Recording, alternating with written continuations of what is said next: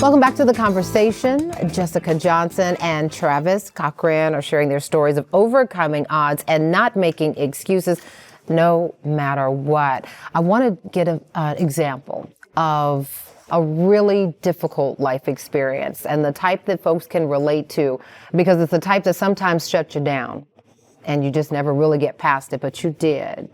Travis, I know for you that was having your son. That forced a whole lot of growth very quickly, right? That was the change. How old were you when you had your son? I was 21. Okay. And coming off of, being a high school student, then going to college and losing my scholarship, I didn't care about anything. So I didn't focus on anything. And then I had a son way premature where I thought I was gonna have a son. It's 21, and that changed my life. So then I realized I had to focus on something. So I got an opportunity to go work as a medical instrument repair specialist. It's like a hidden industry. It's only 1,000 people in the world that do it. And I had to train for a year. I worked 5 days a week in different cities every single week. And this was just discipline that I never had. But I knew I had to have it because of my son. Right. So I went and did that. And I became one of the best. I was number 5 in the country within 5 years. And that was the first time I just nailed down, and all my friends was like, well, come do this. And I'm like, I gotta go to Baltimore. I gotta go to Tennessee. I gotta go all these places to work. So I just locked in. And so locking in also comes with a mindset though, right? It's okay, and I understand there's good money doing that. And so you could provide, but there's also the decision to lock in. How did you lock in after a life set of circumstances that almost knocked you out? Well, they say when life gives you lemons, you make lemonades, and it's easily said, but you have to, at the core of yourself, understand who you are and that you deserve better, that you will achieve better, and that you just can't give up in the moment. And better will come. Right. And so you keep moving forward. So for you, was that ending up in Atlanta and still going to college in Florida and saying, I'm going to finish? Tell me more about the experiences. We see that you now speak to a lot of people about this. Give me an example. Everything was hard. If you're thrown in a foreign environment and you don't know how to do anything, even finding your way into a college was difficult because the school system is completely different in another country, right? And did you ask for help, figure it out on your own, combination? So I didn't have anybody to ask. My dad was essentially everybody that I had to ask. Like he was the one source. But it prepared me for life. And that's the thing, like you go through the things, not necessarily knowing why you're going through them, but at the end of the day, not having a clue and having to figure everything out from scratch, it prepared me for what was to come. Right. And what was to come is the work you do now in terms of branding, but it's beyond that, right? It is helping others be and market their best selves.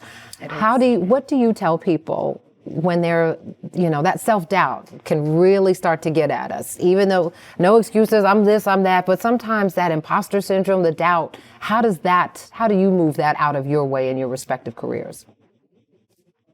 Well, we all go through it. Well, for me, I think it's having strong friends, strong allies, and being a student.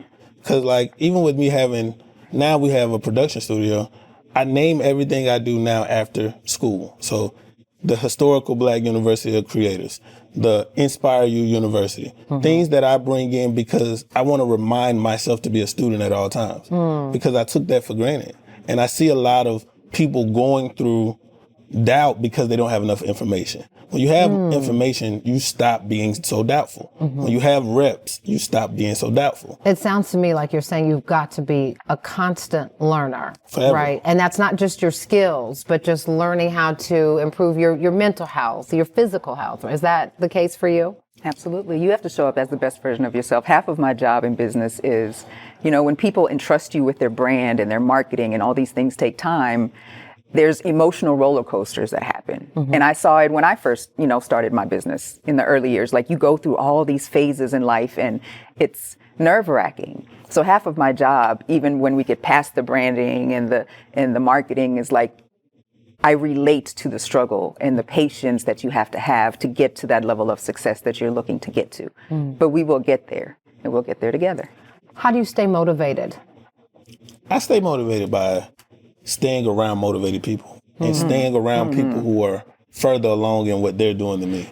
Because as being a producer and being, a youth advocate and all of these things, you see so much that you start to realize, hey, a lot of these people came from way worse circumstances and are in way better circumstances. So that motivates me. I'm competitive at the end of the day. So I want to try to get as far as I can because I see people that keep getting further. And Jessica, for you, when it gets hard, when it gets tough, what do you tap into? My circle, definitely. I think as a business owner, as an entrepreneur, like there's nothing like having those people around you because they understand, they've been there. And my daughter at the end of the day, right? Like I can't stop, won't stop. Like there's no option. Kids will change a lot of perspective. What do you say to younger people though? Like to the younger Travises out there who are like, I'm stuck and I don't see a way out. I tell one, don't complain, adjust. As always, it's one thing. And I think find out what you'll do for free. Because once you find what you do for free, you find what you really love. And love will keep you going. A lot of these things. We're going to talk about that because I know that is one of your life tips. Yep. And I know when people say, what you'll do for free, what you talking about, Willis? We ain't doing nothing for free. But you say there's a reason why we should do that. And we're going to talk more about that with Travis and Jessica when we return. Stay with us.